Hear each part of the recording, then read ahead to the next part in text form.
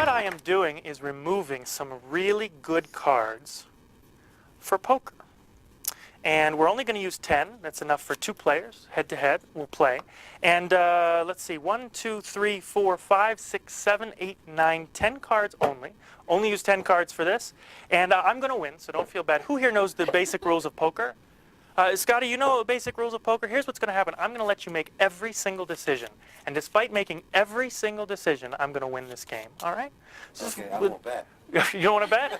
Money on the table, man. Who's going to bet? Who wants money? No. It's okay, Scott. The first round is free. That's fine. I'm going to deal cards like this, one at a time. Okay. I'd like you now to just slide any one you like toward yourself. That'll be your card. Excellent. And do the same thing for me. Slide any one toward me. That's my card. And you get to choose both mine and yours. One more time. Slide one toward yourself. Now, you may not think I'm influencing you, but just the way I deal one nearer to you, you might think, I'm more likely to take that card, you're more likely to push one toward... Thanks. Thanks for that. Making it really hard for me. Great. All right, I'm changing the... I got 3 now. You get even more control. I'd like you to slide any 2 toward you. Oh, last minute change. He had to do that. And any 3 toward me. Any 3? Oh, did I say 3? Let's try that again. Any 2 toward me. That's more. There are 2 cards left. You realize if right now I had him slide 1 toward each of us, he would have made every decision. But if I win, it's like flipping a coin. You didn't get to see any of the faces of the cards, right? It'd be much more interesting if I did this. Because now you know what one of the cards is. King's a pretty good card for poker, but depending on what you've got in your hand. But if I did this, it would make it even more interesting.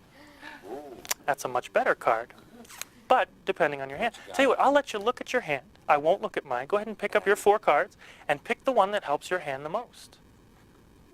Oh, strange decision. Okay. That means you left me with this card. What did you end up with? Full house, 7's full of kings. Whoa, that's a sweet hand.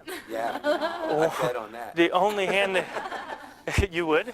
Well, not Let's make it interesting. You always said you're going to win, but if I was holding it, yeah, I'd definitely You bet. chose that king and left me with an ace. And fortunately, Scotty, the only way to beat a full house is with the 4 aces. He owes me $300. Thank you very much for playing.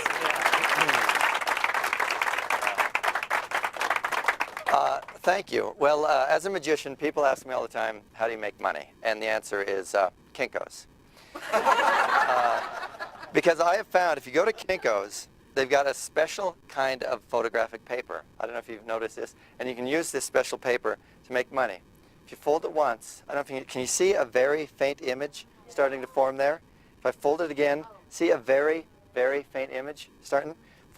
See another, it's getting a little darker. Do you see that getting a little darker? See how it's getting a little darker? And a little bit darker? And a little bit darker?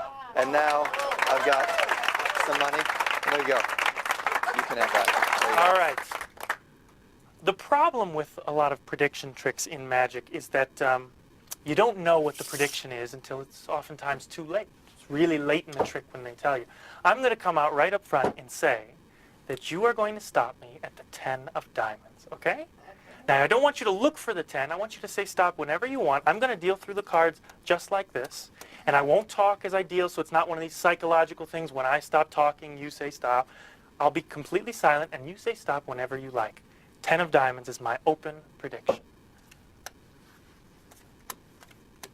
Stop. Whoa, right here. Okay. Now, you stopped exactly at this card, but I'm going to let you change for the 2nd or the 3rd if you want. You can go 1st, 2nd, or 3rd. It is completely up to you. 2nd. Ooh, a last-minute change. You didn't want the 7 of spades. You didn't want the ace of diamonds. You wanted that one there. Yeah. And you could have stopped at the ace or the 6 or the 8 or the 9, any one of these cards. I don't see... Oh, I see a 10 of hearts. That was close. Good for me. Good for me. You said stop at one card. I said it would be the 10 of diamonds. The 10 of diamonds.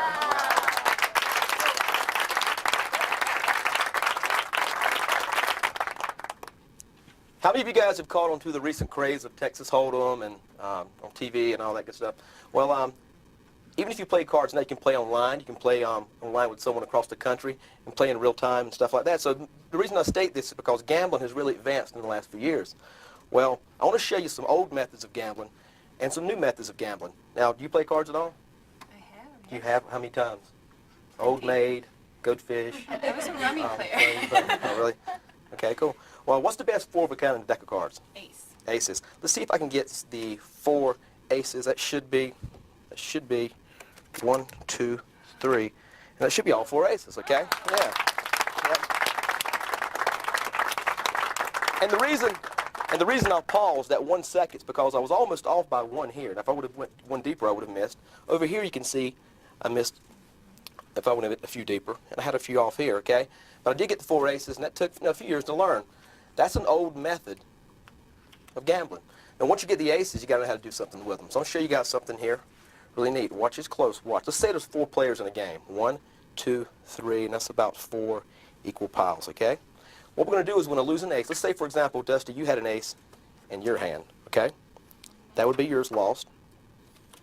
And yours, okay? The next person here would have theirs lost. And theirs. Here too. And this one also, okay? Watch close. Now the object is to be able to find those aces.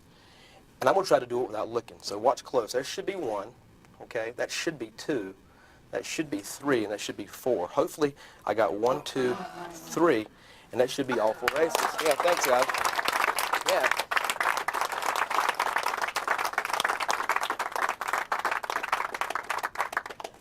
That's an old method. And let me show you one more thing. Once you get the aces, people can't accuse you of cheating because it's not a common thing for someone to have 4 aces all the time like I've got here. So watch what I can do. I can take the aces and I can do what's called mucking. What I mean by mucking is switching cards out in play. There's 1, there's 2, there's 3. Right in front of your eyes, I just did the famous 3-card muck.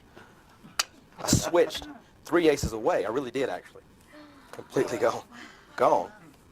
And what I did was, when you weren't looking, I snuck 1 back here, and 1 back here, and then 1 back here. And now if I get caught cheating, so do you, and so do you, and so do you, okay? Okay? One last thing. See, in the old days, if you got caught cheating, someone would just pull out a gun and shoot you. There's new technology in that, too. And I've actually brought it with me here today, a pocket laser. Look at this. That's why I said laser. Yeah, okay? Just amazing, thanks, okay? And we're going to let you be the gambler. Okay. See the button there? I found Okay, it. found it? Have you got anyone in here you'd like to aim that at? Oh, well. Where's Josh at? Here's what I'd like you to do. If you would, on the count of 3, turn that laser on and point it at each of the blocks. Did you see that? I see what? Lift up half. No way. You can't. They're 4 solid blocks of cards. Look at that. Yeah. Look at that. Here, check it out. Check it out.